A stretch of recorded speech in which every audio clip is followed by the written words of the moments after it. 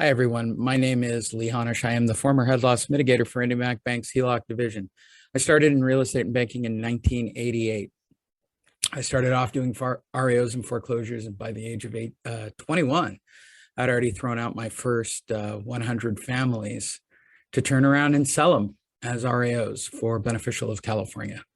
I went on to work for GMAC Homecomings, which started as Homecomings, then GMAC Homecomings. I then became a residential real estate agent and developer. I built houses in Southern California.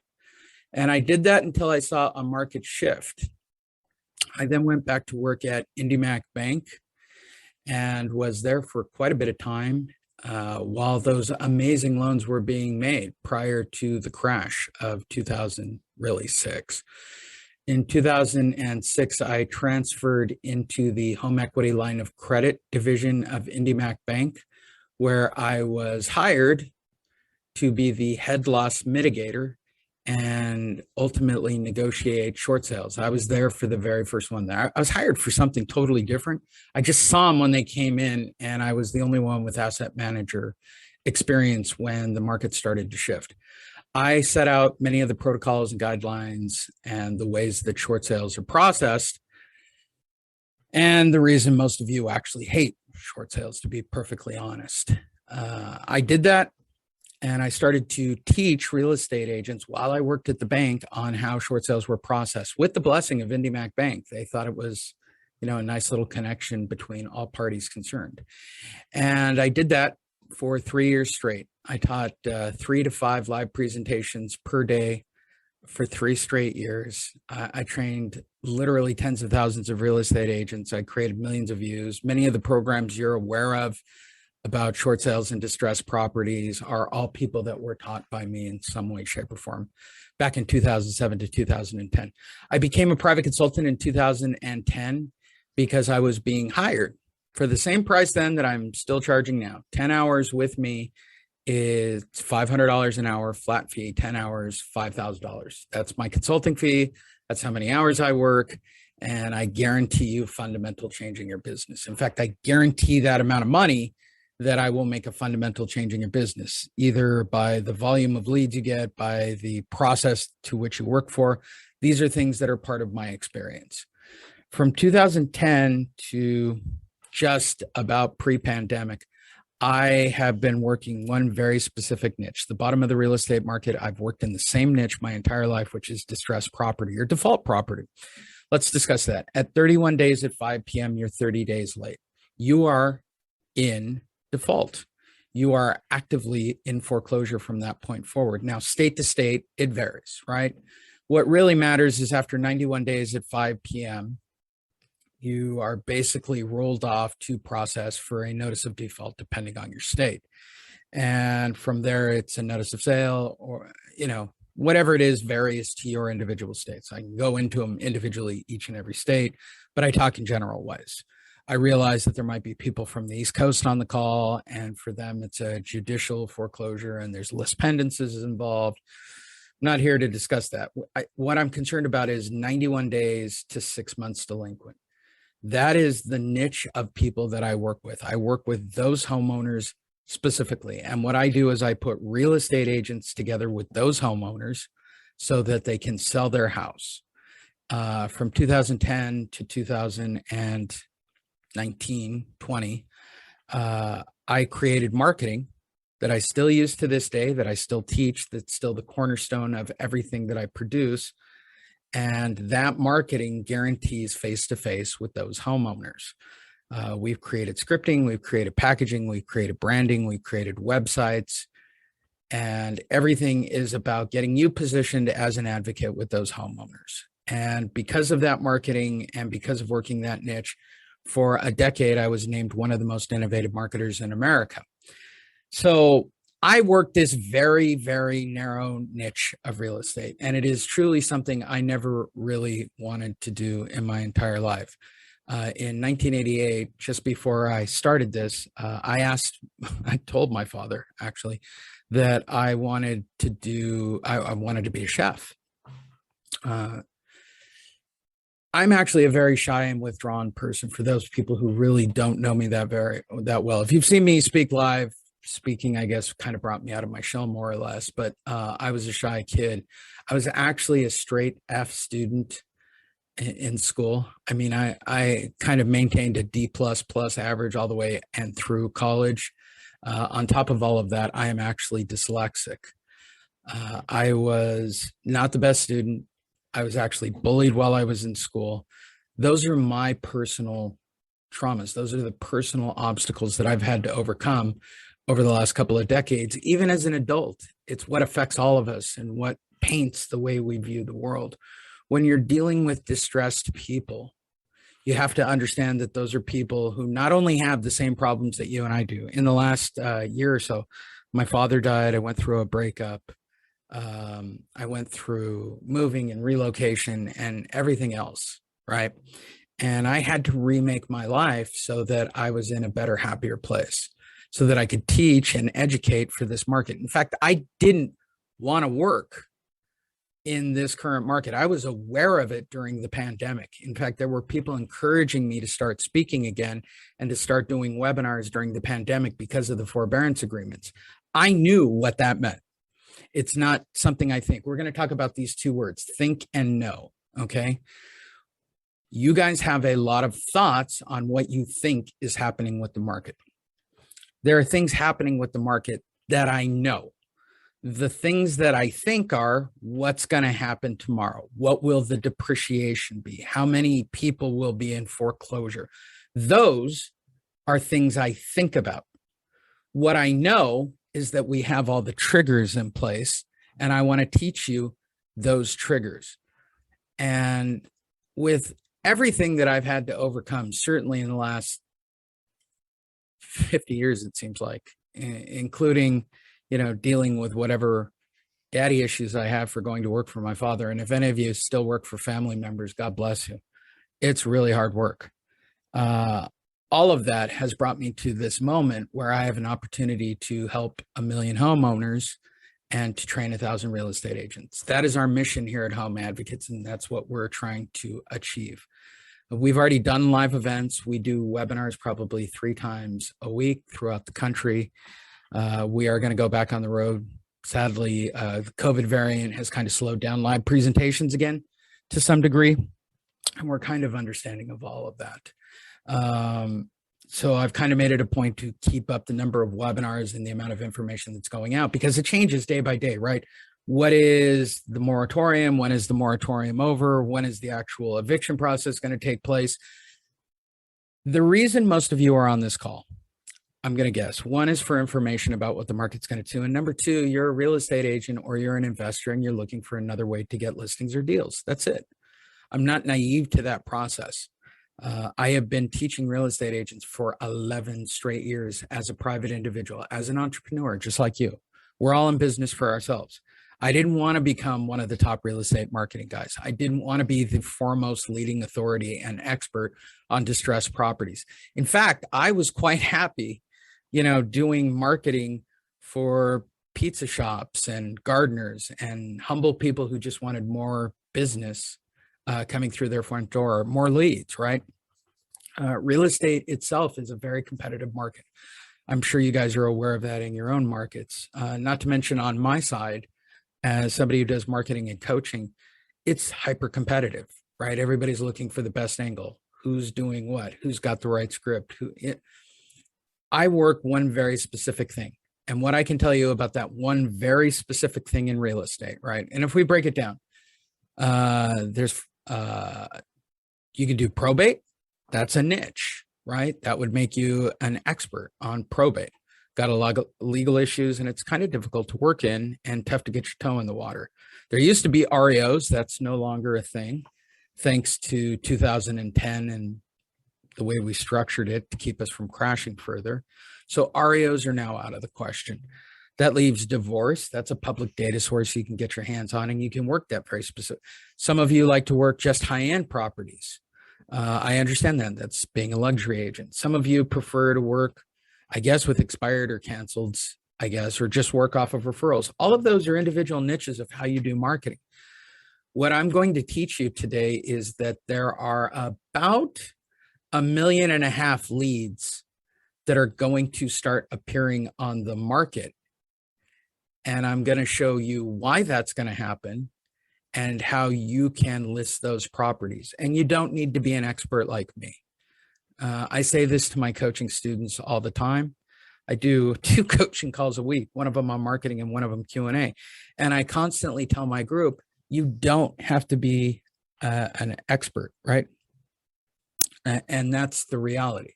You don't have to be an expert. You have to just know what you know and be good at what you know and connecting with people. And that's the truth of being successful in real estate. So 95% of us all suffer from the same problem, I'm included, right? We all suffer from the fear of being able to provide. It's a fundamental fact. So when you're dealing with distressed property homeowners, the people I'm about to introduce you to, there are going to approximately be about 1.5 million to 2 million of them. Now, again, that's a think number. I'm going to point these out when they're what I think and what I know. What I know, the minimum is going to be 500,000.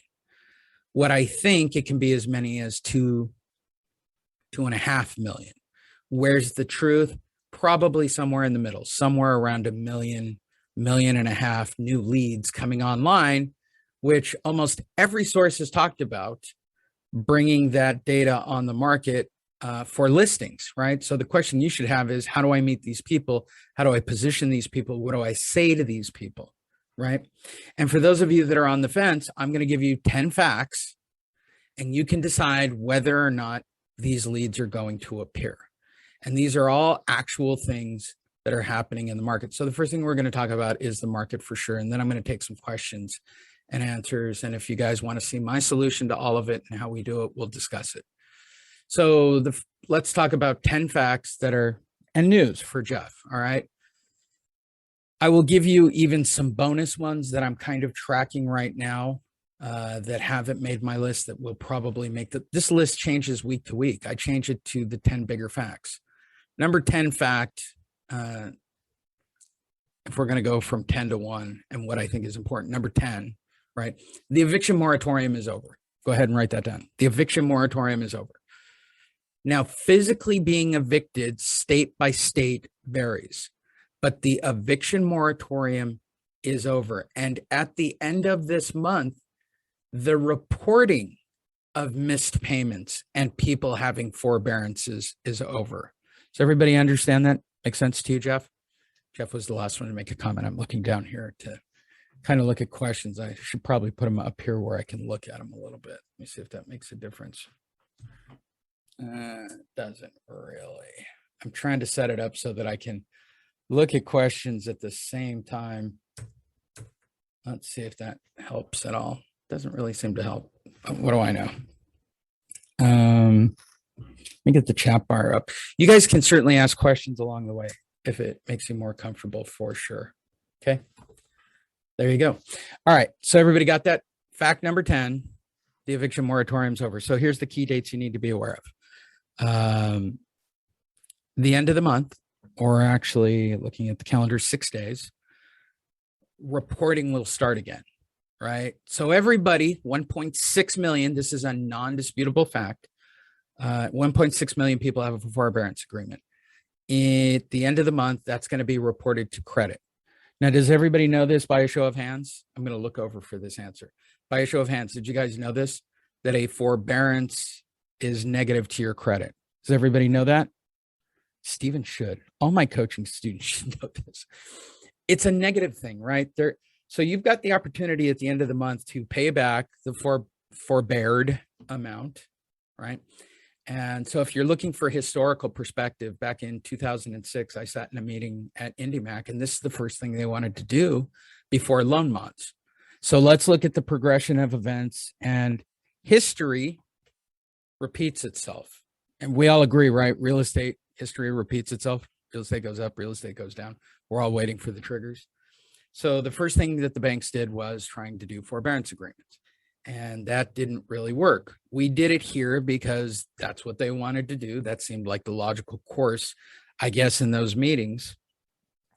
And they thought that the market would correct itself. People would come back, the virus would be over, and people would go back to their jobs. That simply did not happen, and this progressed for another 16 months. So the eviction moratorium itself is completely over. And at the end of the month, everybody who's got a forbearance is going to have something put on their credit. Why they only report this month late forbearance or months back as well? They're going to report everything that's back. Good question, Donald. So they're going to report everything. I'm going to make this clear. Does anybody remotely believe that a bank's going to forget how many payments are missed? I don't know if I need to script anybody off of this or do some word challenges here, but banks will not forget how many payments you owe them and how much money you owe them. And they're going to put it on your credit, and they're going to come after that money as well, if that makes sense to everybody. Are there any questions on the eviction moratorium itself individually? I'm happy to answer those. I hit pause real quick. Any questions? It's a good question. I'll stop recording for a second. I want to take these one at a time. I think this is a good call. Anybody? Everybody got this? Ready for number 9? Jeff? Jeff, was that solid? Lori didn't know. Don didn't know. Yeah, Robert knew. Liza knew. Lori, good, good, good. All right. So everybody good right here? Guys ready for fact number 9? Let me go back to recording. I'm going to have to edit. I never saw. Well, number 9, 1.6 million people are delinquent per Black Knight. Now, many of you are probably sitting there and saying to me, but Lee, only 1.6 million people have a forbearance agreement, and that's true. I'm going to say it again. I'm going to keep saying it. If you have a forbearance agreement, you're delinquent. You are considered delinquent by a bank. There is no cosmic entity, as far as I'm aware of, in over 30 years of doing banking, that you get a forbearance because you're not a defaulted loan. Does that make sense? So when they say that there's 1.6 million people that have a forbearance agreement, you can definitively say that there are 1.6 million people in default. Got it? Not kind of, sort of. A forbearance is not a positive thing. If you here are on this call and you took a forbearance agreement and nobody told you that it was going to be put on your credit, or that you were going to owe that money, or they were going to put that amount on your credit, or it was going to be 200 hits of FICO points, I'm not sure that anybody would have done it, right? That's why they didn't report it. Does that make sense to everybody? Does that work for you, Liza? Looking over. Does that make sense to everybody? Does that work? Okay, good. That's it. There are 1.6 million people in default. These are things I know for a fact. These are all verifiable. You can use multiple sources to check these out.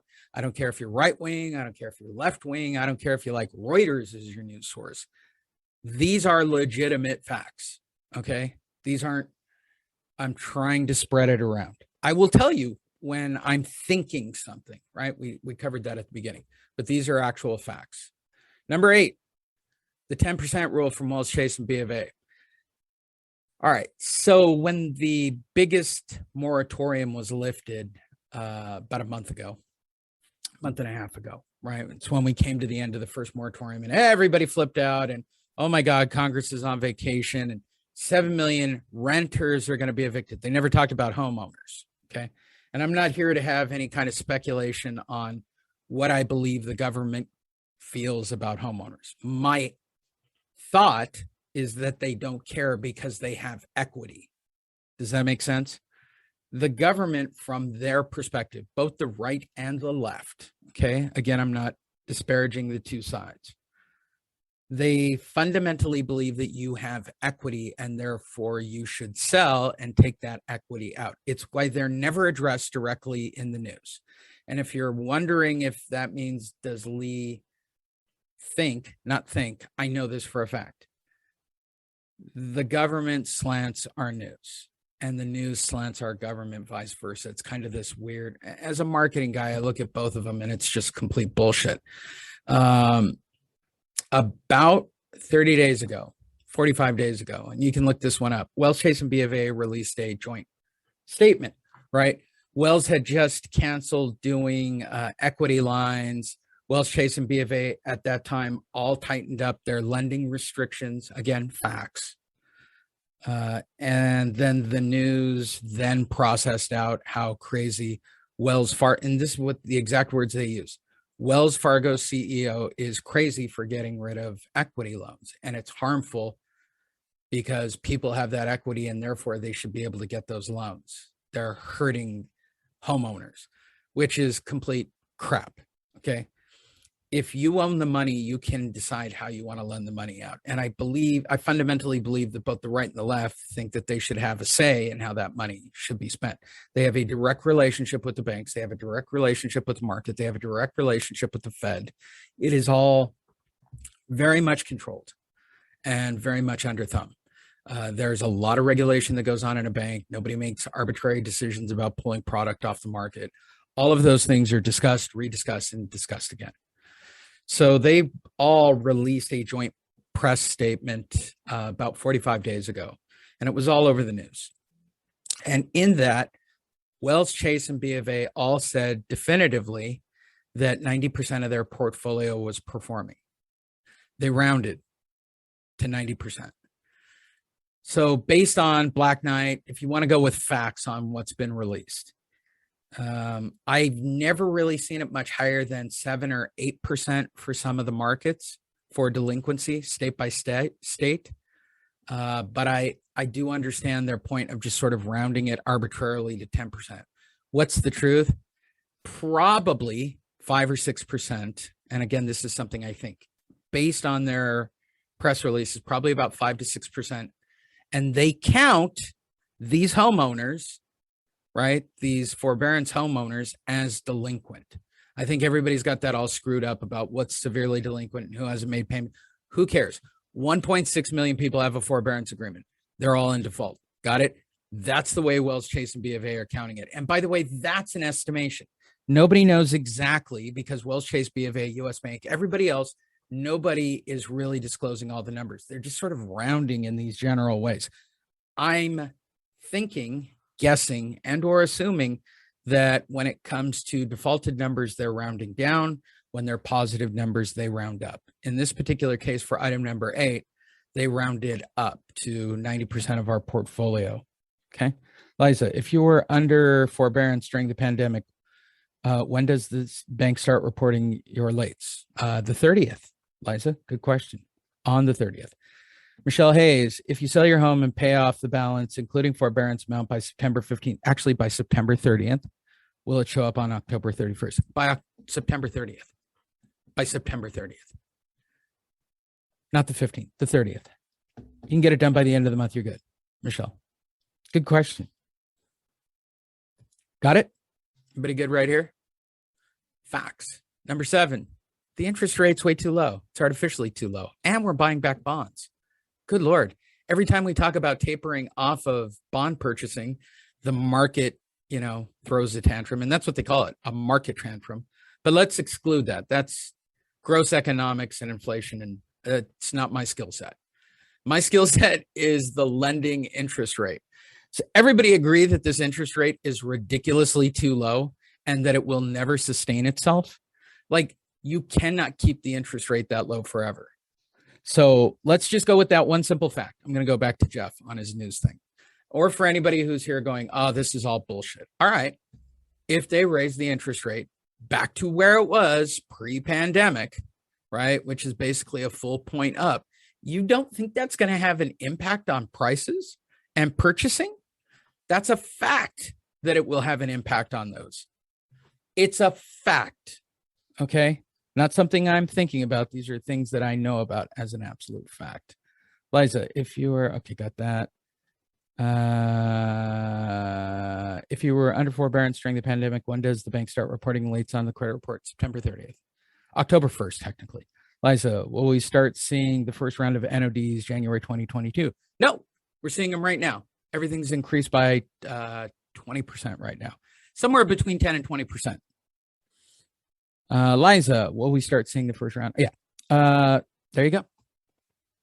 So the interest rates are way too low, and the interest rates will come up. I don't care what you think.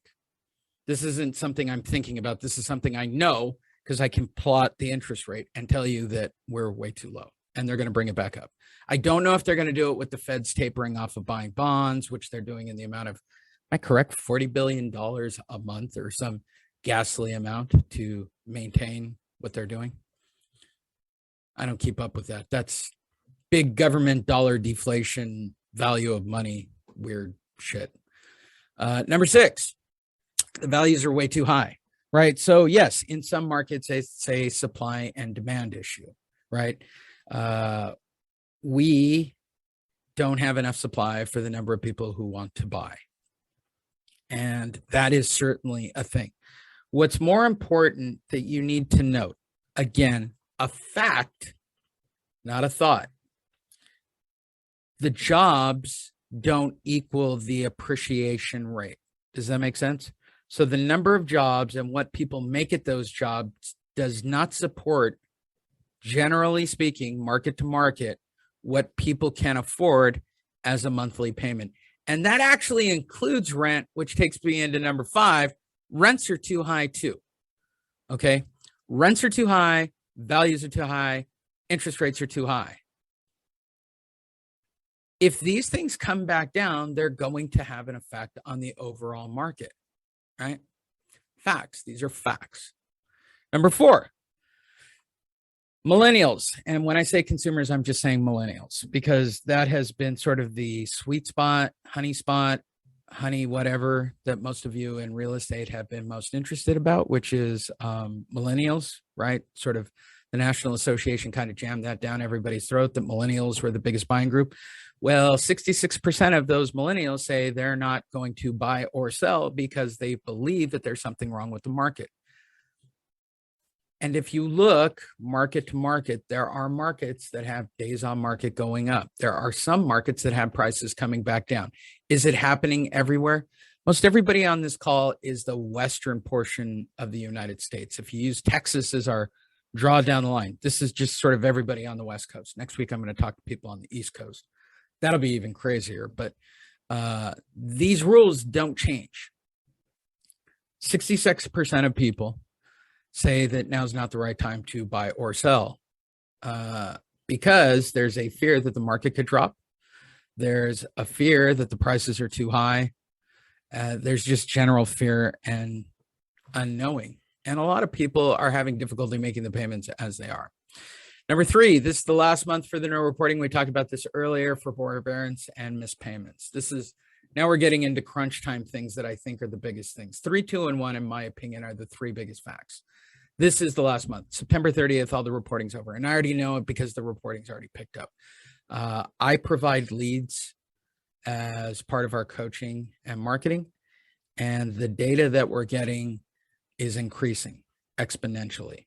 And I'm still only what I can get through sources, right? Title, Realty Track, Property Radar, the normal sources. I'm only looking at about 20% of what it was pre-pandemic. Does that make sense?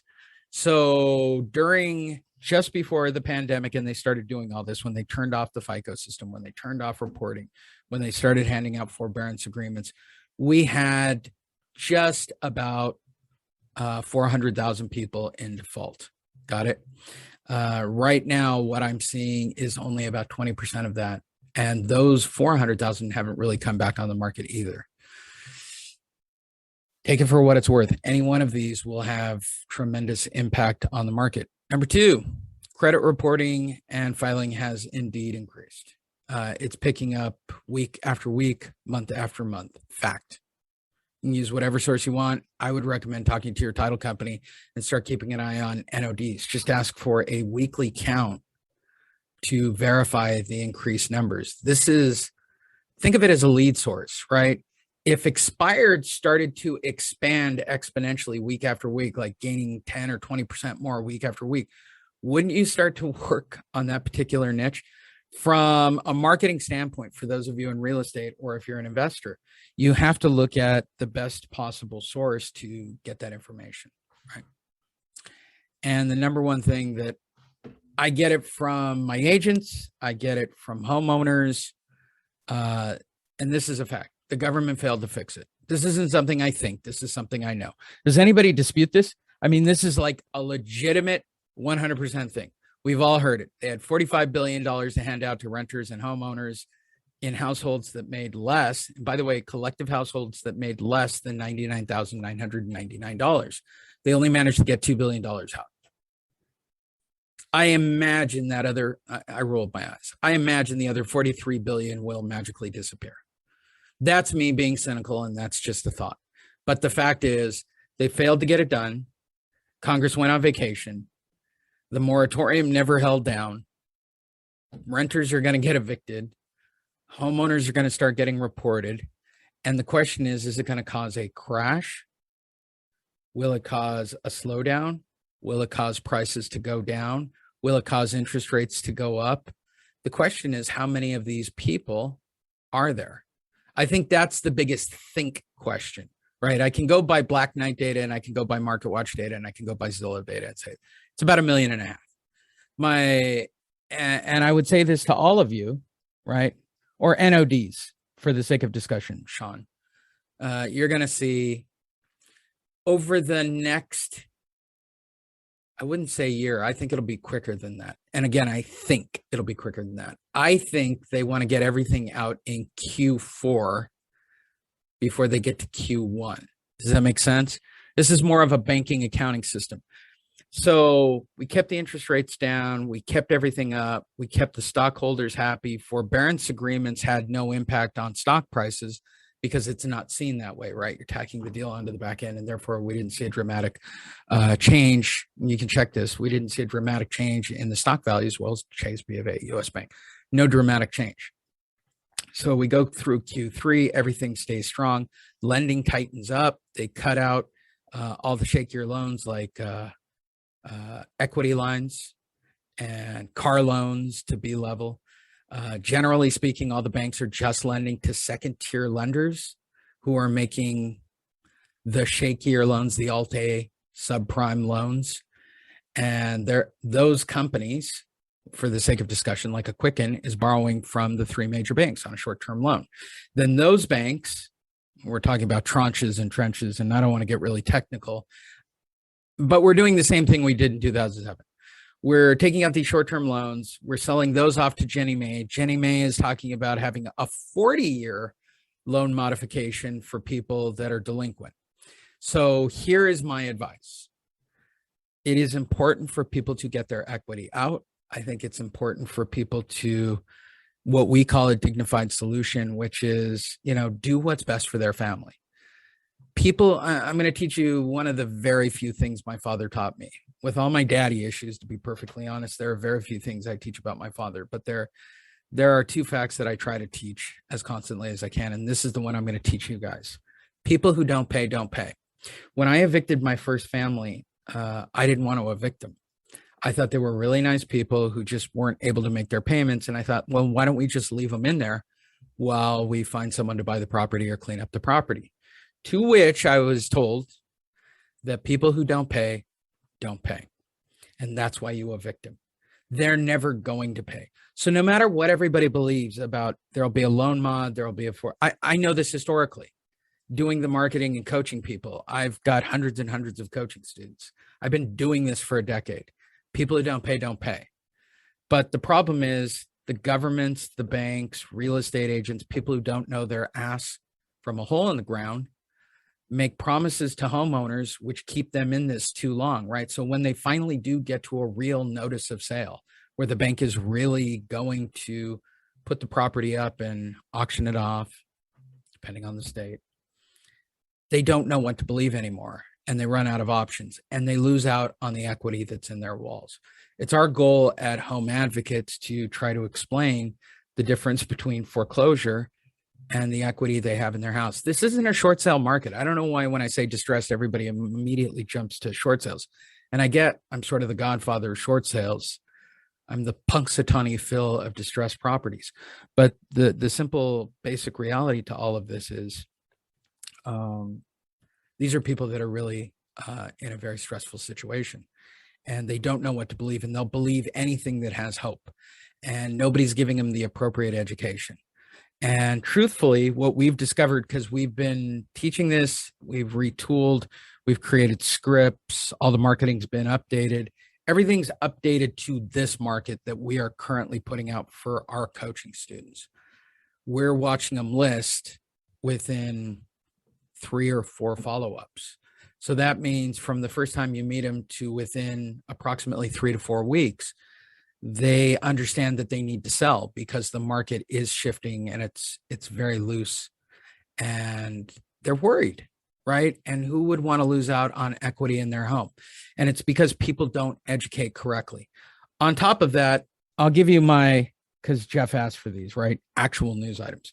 Number one that you kind of look for some of these keys, right? One of them is fraud.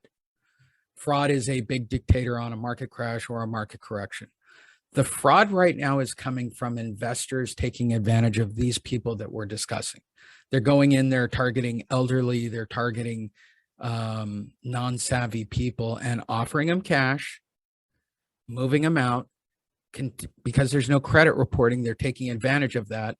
They're moving them out, they're deeding the property over, and they're doing rehabs while the other person is left holding the bag. And if the whole thing goes sideways, the only person responsible is still that homeowner. That's kind of the fraud I see right now. That's not something I think about. This is something I know because I go out and I meet with homeowners and I go out and do the marketing that I teach my students. This is the number one thing that is asked about in our coaching group. What do I do about this nice old woman who has moved out and given $2,000 cash? Or that's what's happened. That's the fraud that's currently happening on the market. The question will be what happens after reporting starts, right? And that's my fear. If we start to overlook the FICO system, which Wells, Chase, and BofA are kind of talking about doing, it leaves a lot of doors open for additional types of fraud. I'm worried about that. Number two, price of lumber has dropped dramatically.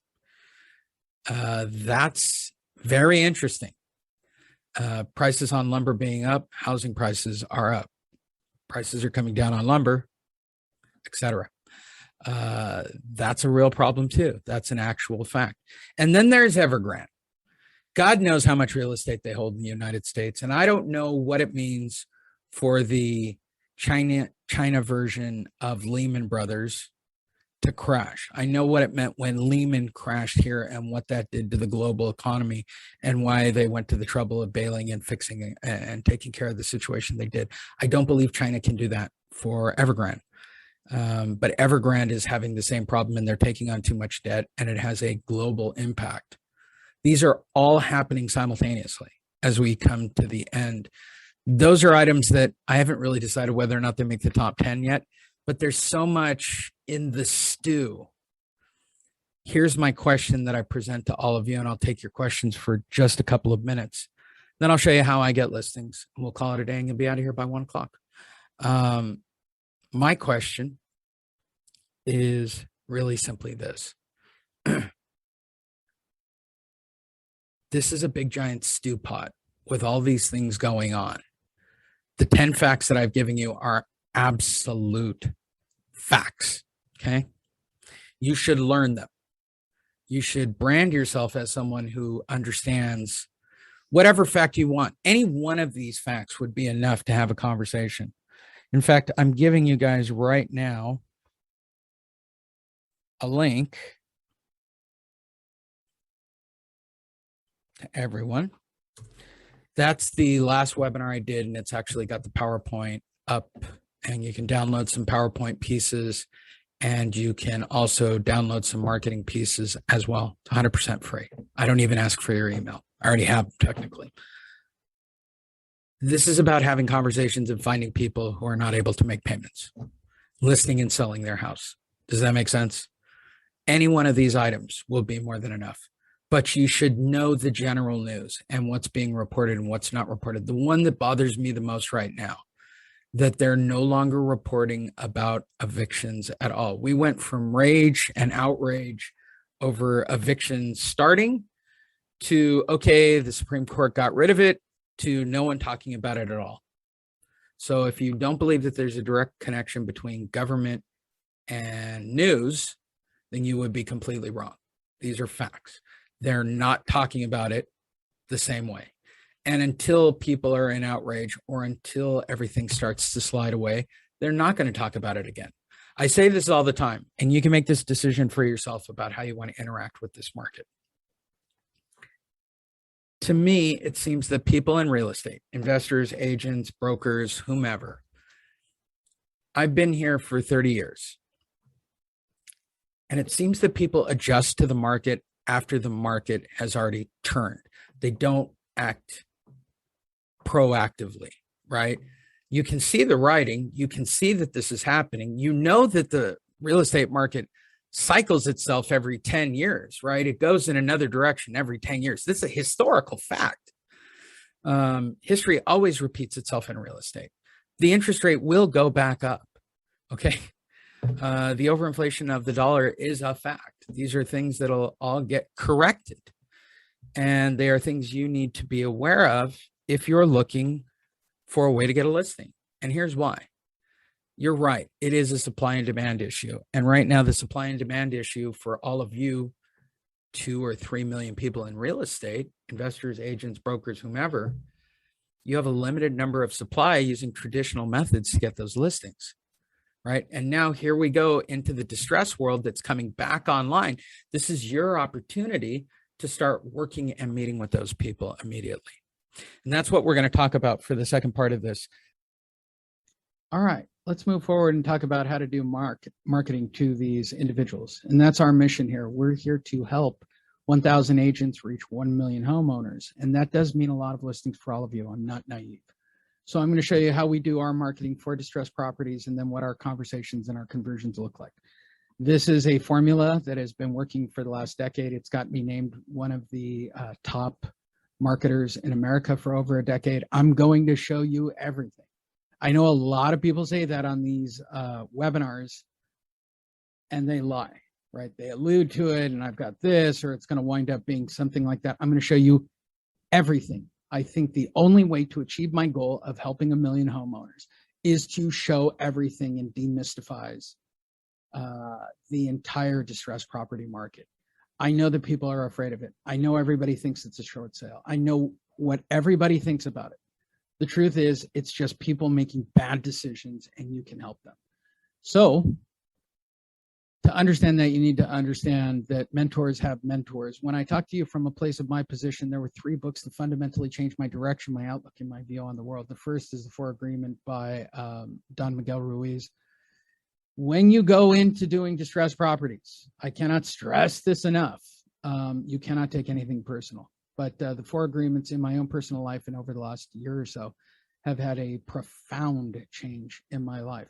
The marketing I'm about to show you is based on a man I'd like to call mentor and friend, Seth Godin's Permission Marketing, that was really literally written in 2000. And it outlined exactly everything that's happening in the market. When I created my marketing approach, it is built because I read this book. It has taught me, it is the way we coach our group. Everything we do is based on permission-based marketing. And last but not least, the secret. For those of you who mentally just rolled your eyes, or you physically rolled your eyes at the screen as you saw all this, well, if you have a negative outlook on what's about to happen or what I'm telling you, then it won't happen. It's the truth. Whatever you put out is what you're going to get back. If you're a miserable person, you're going to be surrounded by miserable people. Positive people have positive things happen around it. It is much easier in my life as a guy who worked in the business of pain and extraction to live in a world of happiness and working towards service to benefit other people. And the effects have been completely profound and life-changing for me. So you can take my advice or not when it comes to it, but generally speaking, I know this for me. I was the problem in my own universe. 11 years ago, I invented a system to take care of me, to take care of my family, my daughter. This is her. She just recently turned 17, good God, and is in her final year. 11 years ago, to the day, I invented a marketing approach called Monster Marketing. Got me named one of the top marketers in the United States, got me featured on a bunch of websites. It's a great book. I have coaching students who are specifically monster students, and that has spawned into something called Advocate Marketing System. I took all of that and I recreated everything into what we're dealing with today. This is built on the backbone of that system. And I am very happy for the first time to be showing it to you from the back end. These are actual screenshots from my own system. Nobody ever goes inside and shows off this kind of stuff. That's why I'm doing it. So what you're looking at when you sign up for our program, you get access to 3 modules. That's what they call them on Kajabi. The first one is the Advocate Marketing System. That's the overview and the training. The second is the Home Advocates community.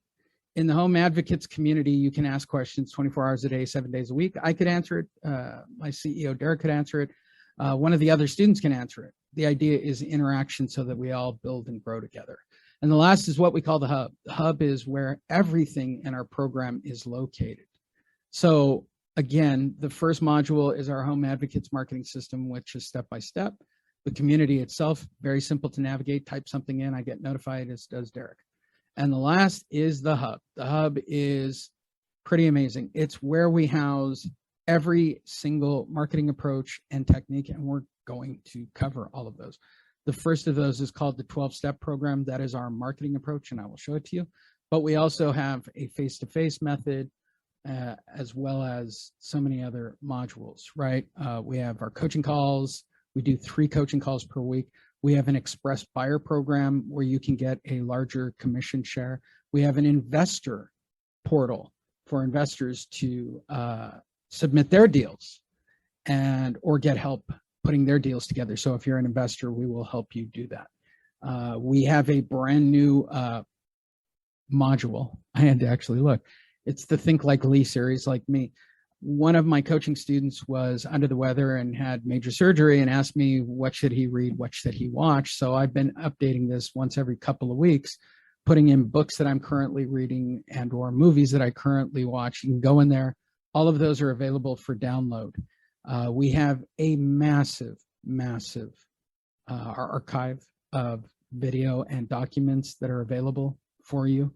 It is over 11 years of working in distressed properties.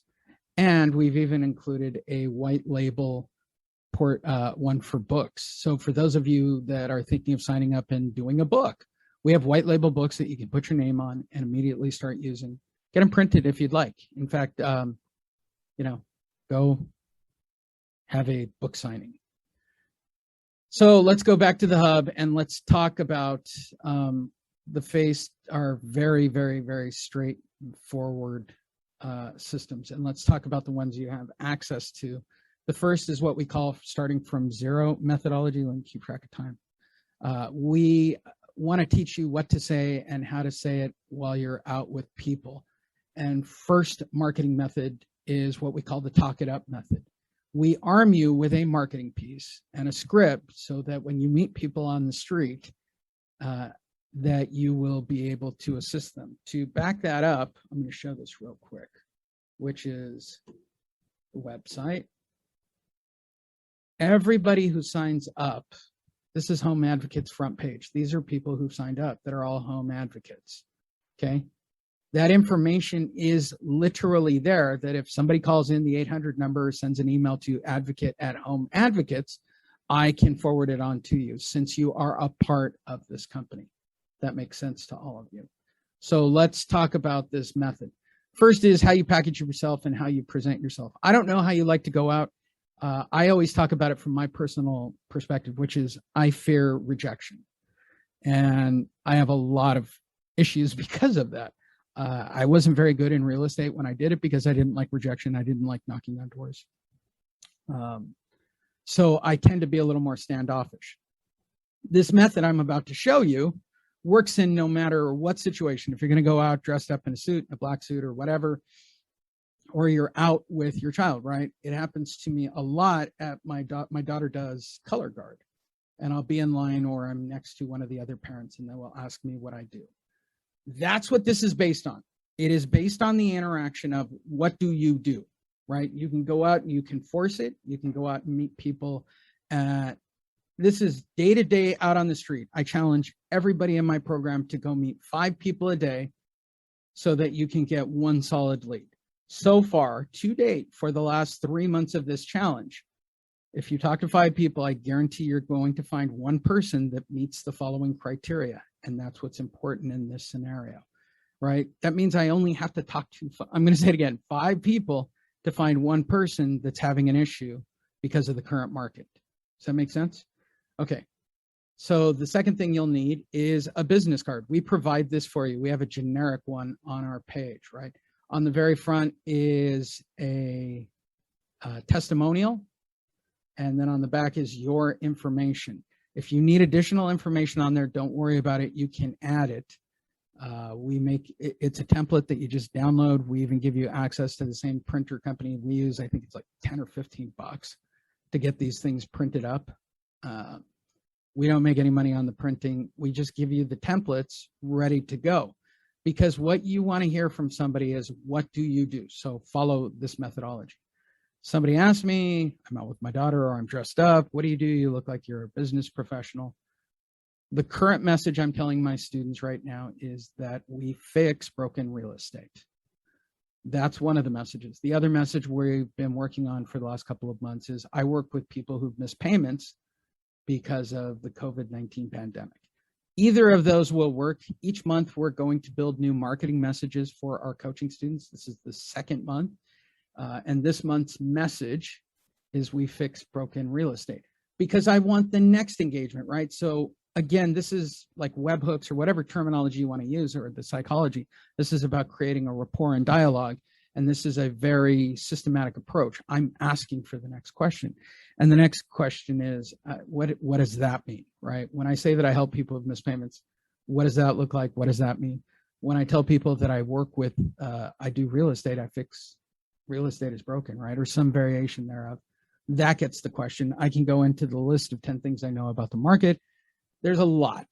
More importantly, it gives me the opportunity to go, well, I'll explain it like this. Do you know somebody who tried to get a forbearance agreement or a loan modification because of COVID, or has missed a payment for that matter during COVID? Again, the testimonial and the credibility is all here, right? That's what you do. You're just representing it, and your training is that way. We do a one-on-one. You will become an advocate when you work with us. Because the next thing I'm going to do is I'm going to write down, hey, here's my information in case you come across someone. Now I've got a walking billboard. Or they tell me they know someone, right?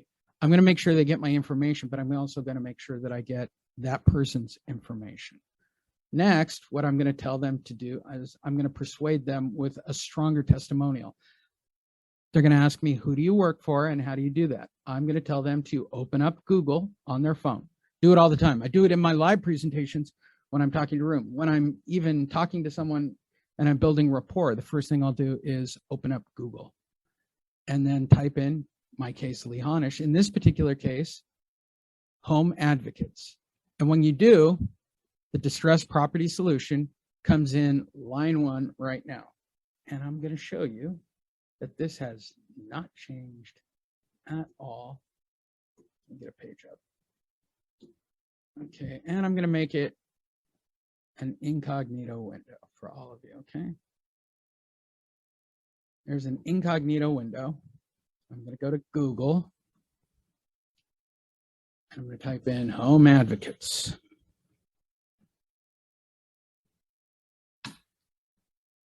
And there we are. Page 1, line 1, right on the front page. When you click on it, is your name as one of our advocates. You've built a lot of credibility at that moment. And here's why. All of our information takes up the first lines, but we're over California programs, we're over healthcare programs. You would be surprised how many home advocate organizations there are that we just leaped right in front of to put ourselves in first position. And that's so that we can get to and help lots of people. That's one method. The second method, and this is straight off the hub, is our 12-step program. This is our direct marketing method. Our direct marketing method has 12 simple steps. I've actually put 13, but it's amusing to me. And I'm going to go through each step so you understand how our direct marketing works to see if you can actually do it. We do not believe in working harder just for the sake of working harder. I once saw a video by one of the coaches that's out there that claimed you had to work 40 to 50 hours to get yourself a listing. I don't say that at all. In fact, that's the least from the truth. I am a work smart, not hard guy. I only want my agents to put in a couple hours worth of work each week. So first thing they're going to do is send us an email and let us know that your call center is all set up for you. And these have actually, 1 and 2 have actually changed. We automatically send you your leads. We just want you to notify us right now when you're going to start your first batch of tagging. Okay, then you go to step 3. You're going to order some Avery labels 6464s from Amazon. Easy. They are 6 to a sheet. I actually did this on a coaching call today. Then you're going to download and print our marketing piece because it's already got a call center already on it. So you get your lead sent to you. You just order these 6 name labels that are repealable, and you print out this marketing piece that has a call center on it already. That's how it looks. Real simple. Print it out. It's already got a call center on it. And so the next thing you want to do is take the list that we've sent you, pick out 12 properties. You're going to take those marketing pieces up there in the corner. You're going to write their last name and their tracking number on there, right? We use Root Excel. There's actually a video on my YouTube page of me doing all of this in a FedEx office. Then you're going to prepare your list, put them all in order, the 12 you're going to go see. You're going to follow your route that's printed out on the Root Excel sheet, and you're going to put out 12 marketing pieces. You're either going to put it on the mailbox, the front door, or the garage door. You're not going to interact with the homeowner. They will find this, okay? Don't do hundreds and hundreds. This is put 12 to 18 out, then put 12 to 18 out. I can tell you definitively that this works, and I will show you tangible proof of that in just a second. So once you've done that, go home. You don't need to knock on the door. You don't need to do anything separate. Simple, simple, simple, especially for people that are in really hot states. Like, you can go do this in the middle of the night or 4 in the morning when it's cooler. Why would you go out in the middle of the hot part of the day to go put these out? Which to me is mind blowing that people do that. This is designed to be put out any time of day, 7 days a week. Does not matter. There's no hours to putting out a marketing piece. You will get a call from our call center, right? Theoretically, you will have already done your one-on-one, so you're ready for your first appointment. And then there's a link. Okay, I got an appointment, now what? You click that link. It's going to give you your entire first package. You will have already have done a one-on-one. We have a Thursday coaching call on scripting and conversions completely.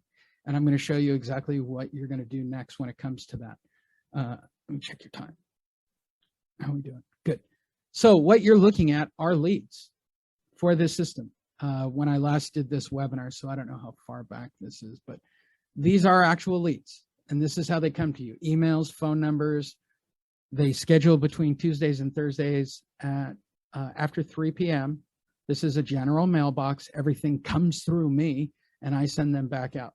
Your initials are on each of the tracking numbers that you put out, and therefore I know this is Richard French. Simple as that. And you just put these on the property, you don't engage. It's all over and that simple. Which takes us to the next part.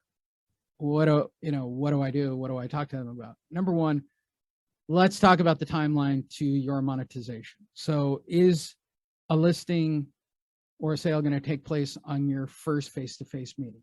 Yes. Will it happen on your 1000th meeting? Yes. If that makes sense. You should know this from working any other data type whatsoever, cancels, expireds, probates, to whatever in real estate. And I've done real estate marketing for a very long time. Your first point of contact is your first point of contact. The only thing that we ask at Home Advocates is that on your first appointment that you educate them before you ask them to list their house. We ask one thing and one thing only. And we have found that doing this one thing, educate them on your first appointment, right, will build credibility and will turn into lots of listings on the backside for you. So this is the exact script that we teach our people for their very first appointment. Hi, my name's Lee. Are you aware you are actively in foreclosure? And I'm going to hand them a notice of default or a notice of sale. I know many of you are looking at me going, but what if they ask you? That's not the point. None of you are going to be experts like me. You're not. I've been doing it for over 30 years. That's the truth. What I can empower you with is the fact that none of that matters. They want what you have that I lack, right? Which is empathy and sympathy for their situation. and you can give them good information and not try to sell them. If you can adhere to that on the first meeting only, okay, and follow these steps, you'll be fine. And you will get listings and you will convert them, right? So the next thing that's going to happen, step 2, I'm a homeowner advocate and I'm here to present your alternatives to foreclosure. We tell you to print out 2 copies and take them with you. Give one to the homeowner and keep one for yourself, and then just read them. Option 1, do nothing. Option 2, pay off or refinance. And if you're sitting there going, what if they say that's what I want to do? Let's go through the options if they don't do them. Do nothing. Homeowner says, that's what I plan to do. Do nothing. Then I guarantee that the bank will foreclose. That's simple. Do nothing never works out. Option 2, pay off or refinance. Excuse me. Do you have any money, Mr. and Mrs. Homeowner? Option 3, reinstate. Again, C number 2, which is, do you have any money? Do you have a job? Do you have a way to pay back everything to reinstate to exactly where it is, right? Option 4, partial claim, right? This is taking out like a HELOC or a second position to, compound it into one thing. For those of you who don't know, Wells Fargo took that away, as many banks have quietly. Those HELOCs and those equities for partial claims and don't exist. Takes us to the one that does happen, and it is currently happening. Deed in lieu of foreclosure. Homeowners taking cash, giving their keys, walking away, deeding them back to the bank quietly. And that's been happening all through the pandemic. So it's real easy, in my opinion, to script someone off of it. And here's why. A deed in lieu of foreclosure is the same as a foreclosure. And if you're okay giving up on all the equity in your house to just take a few $1,000s, well, I'll be happy to give you a few $1,000s and you can deed the house over to me. But it's ridiculous. It's the same method that investors use in assuming loans. They give the homeowner some cash, they deed the property over, they may or may not make the payments, and then they fix it up and they sell it. Whatever the case, I'm not a fan of deed in lieu of foreclosure because it's the same as a foreclosure. Bankruptcy.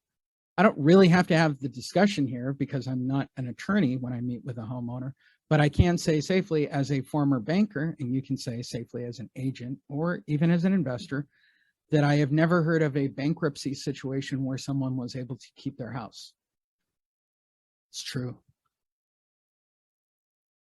I'll wait. Did they set it aside? They think by filing bankruptcy, that's somehow going to make the payments okay. That's not the case. You'd have to use cram down theory and get the, yeah, it just doesn't happen. I was really going to get into it. It just doesn't happen. Option 7, loan modification. Right. Ginnie Mae is coming out with a 40-year loan mod. This is more of the government fixing it, right? Ginnie Mae is buying up all the quote unquote B paper out there. And they're talking about a 40-year loan mod. So my question to the homeowner is, to get qualified for a 40-year loan mod, do you have a job? Do you have an income? It's just like doing a loan. The word loan is in it. So start asking them loan questions. Did they have a loan mod before? Did they fail to make the loan mod? Right? Keep it simple.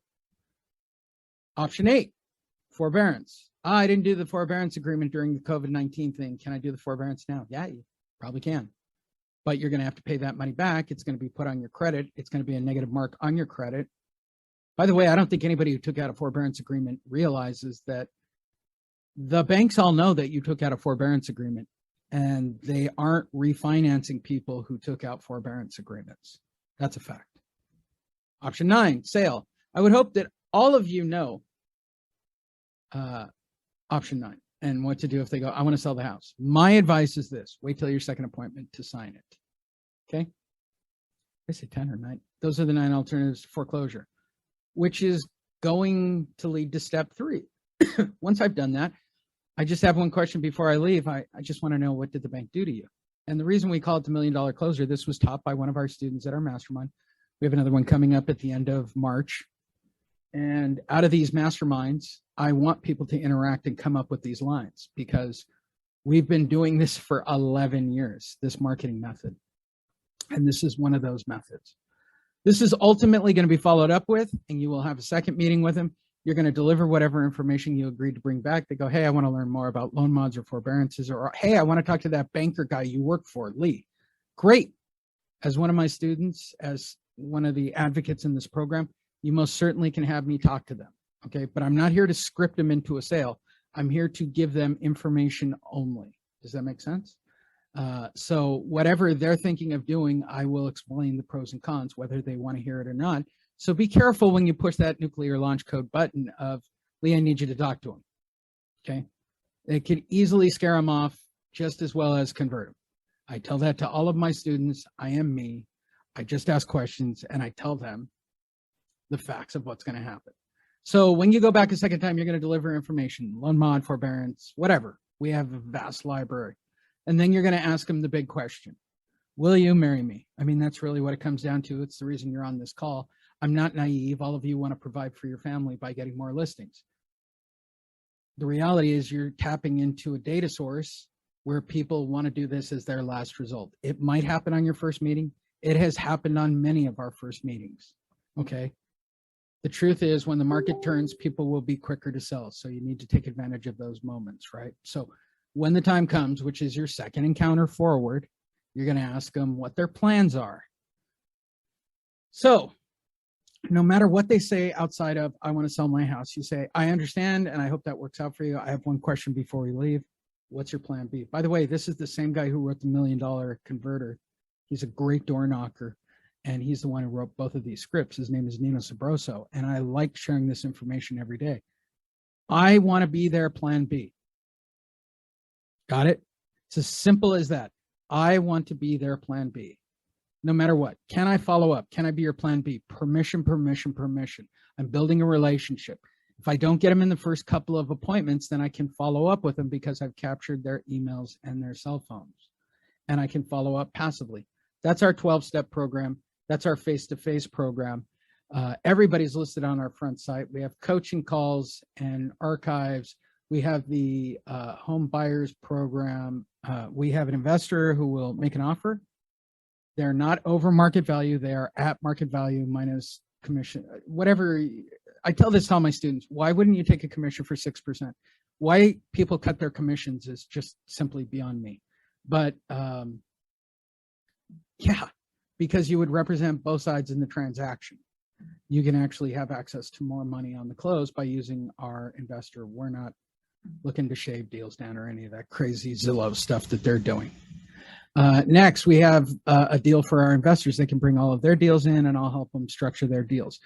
All of our systems are archived, both the AMS, the Monster, every marketing piece I've ever created, every video that I've ever created, you can access all of those. I've also got a series of white label articles and books on short sales and loan mods and real estate in general, if you want to position yourself as an expert. All of these things have demonstrated themselves to be effective. So there are two ways to join Home Advocates. You can invest in a one-time fee. It's a one-time fee with no monthly, okay? It's, right now, it's $4,000 off. It's hilarious to say that. But based on the extension of the moratorium sort of being dragged out market by market, if you are brand new and it's the first time you're hearing this message, you can go to that link that I sent you. Let me put that out again. Where's the chat bar? There's the chat. I'm going to send the link again. Everybody, you can check this in the chat bar. Click on that link. It will open up this page. It will have a link to that article. There are a couple of videos on there. I'll switch these out with this replay. But on there, there's a download for PowerPoint. There's a download for marketing. If this is your first time or you've been watching and you've been waiting, I'm telling you that our regular price is $49.97. We've actually knocked a lot of that price off. It's insane to me. So it's $19.97. I think it's more than 33%. I don't know who set that up. But if you're the second way you can sign up, right?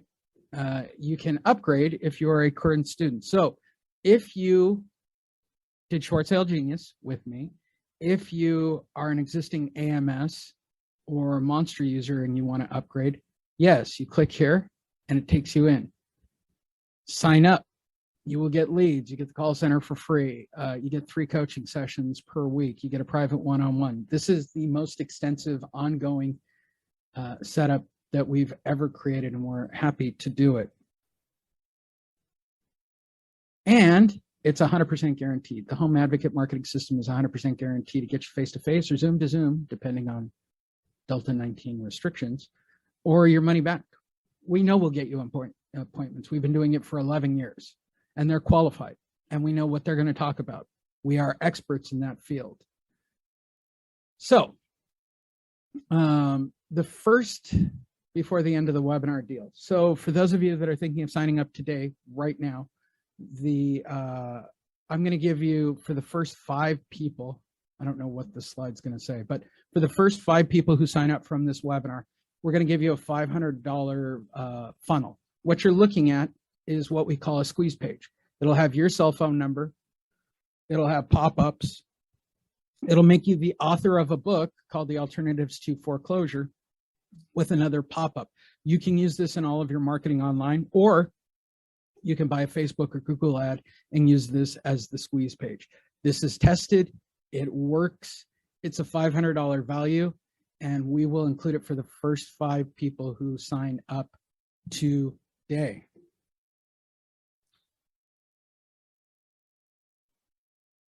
I get bonuses. Now let's talk about your training and the reason you're actually here. We're going to talk about direct marketing with our system, right? So for those of you who don't know, we actually have a coaching page. It looks exactly like this. Ooh, we got another lead. We'll talk about those.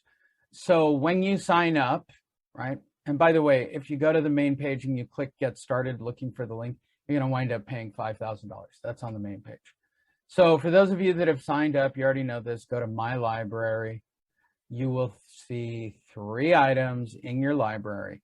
Home Advocate Marketing System, which is the complete explanation of all things Home Advocate Marketing. Second, it is the community page where you can ask live questions. Both Derek and I answer them, sometimes even students. We answer those 24 hours a day.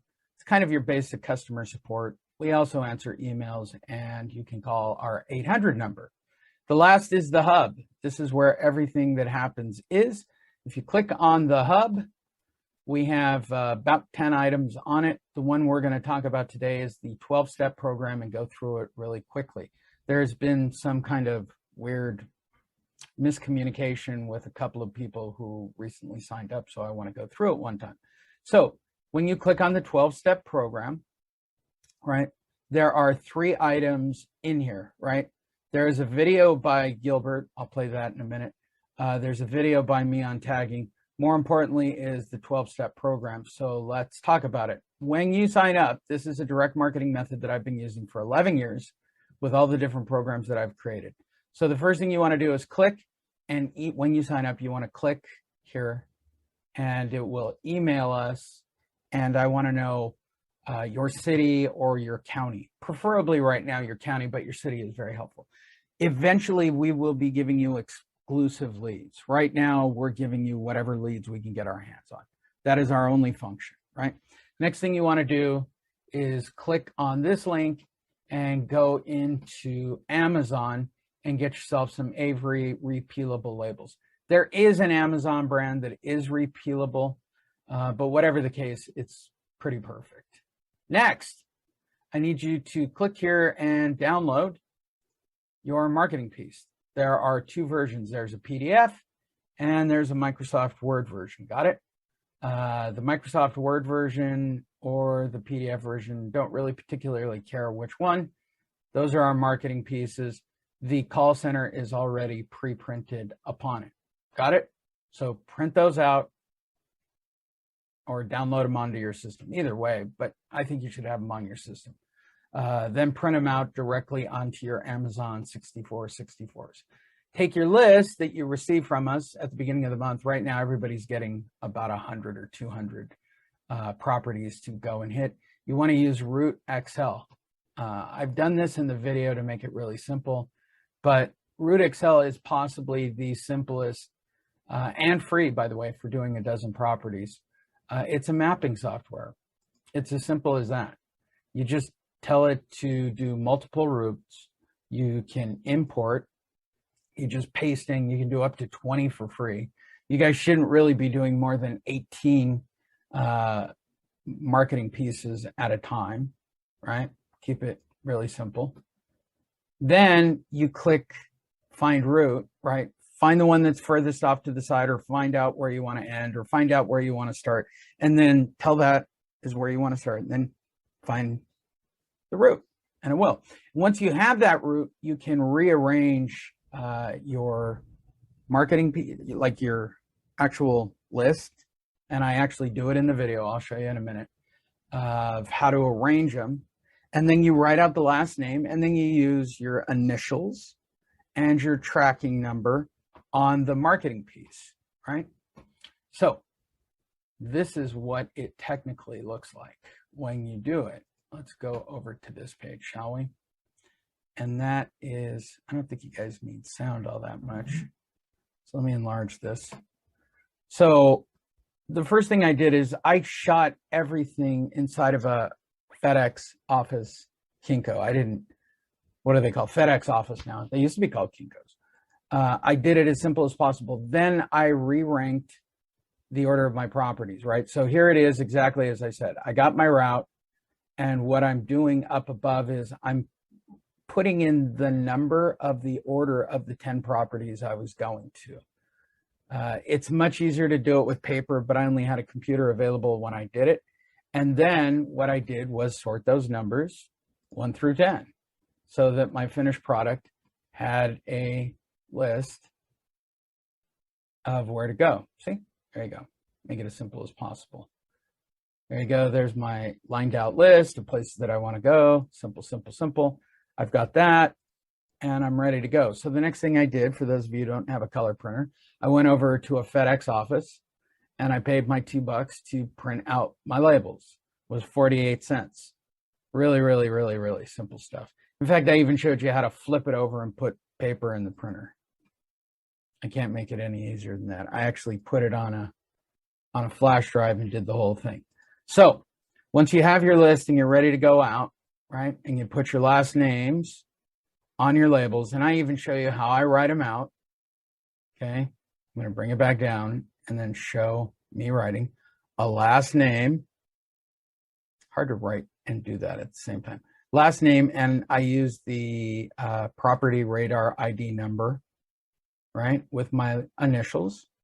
I'm ready to go. There you go. That's what a finished product looks like. Let's take a look at that for a second. Last name, my initials, and a tracking number. Be legible, people. If I don't get, wait, let me say this.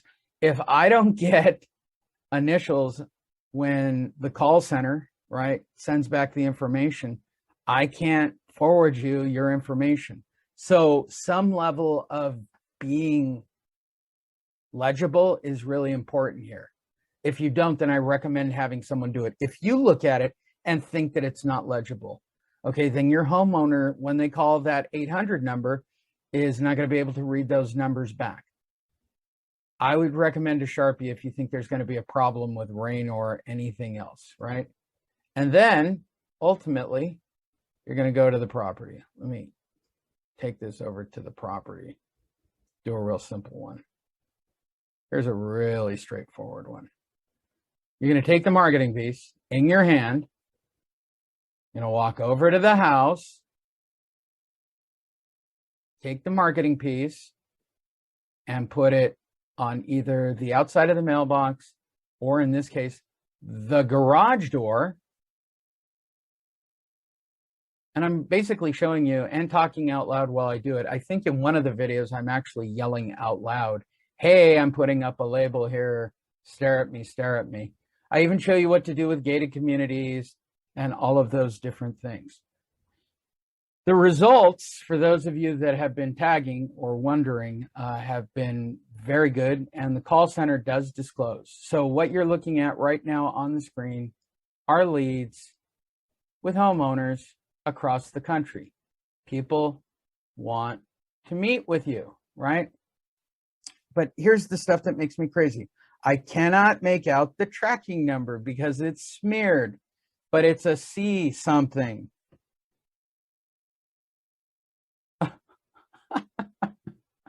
This one wants a delivery. This one wants a delivery. I will be home Tuesday. Responded to the note on the door. Yes, I want a delivery. They want to meet with you. They know you're coming over to talk about their loan mod, their forbearance package, or alternatives to foreclosure. As the gentleman who called us, who was in a pickle, he's already been told point blank, you don't have an option. You need to pay 30 payments to catch up. These are all leads. This goes on and on. I do them every day. I forward them myself every day, every day, every day. I forward them myself, right? And here's how I do it. This is a lead for SR. I actually have, why is it gone? Let me bring this up. And SR would be Stephen Rue. I'm going to copy his email address. I'm going to forward this. By the way, Stephen Rue is 70 years old. No excuse for any of you telling me you don't have any of the technology or anything else. We have gotten Steve all the way through the process, and now Steve has a lead. What's your excuse? I mean, to be perfectly honest, what's your excuse? And that's everything. I'm sure there will be lots of questions from the room.